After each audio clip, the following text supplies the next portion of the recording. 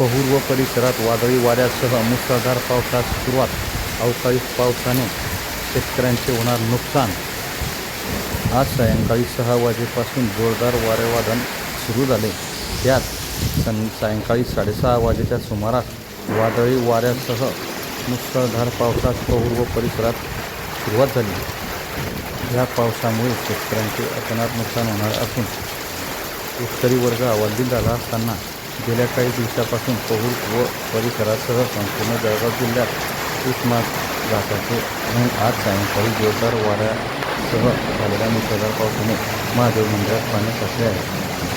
दरम्यान गेल्या 3 ते 4 दिवसापासून तापमानात प्रचंड वाढ झाली असून पहूर येथे साधारणतः 43-44 डिग्रीपर्यंत तापमान पोहोचले असल्याने नागरिकांना या उष्णतेचा भयंकर त्रास होताना दिसून येत आहे. रवींद्र राठे, आर्यन न्यूज, पहूर तालुका जामनेर जिल्हा जळगाव.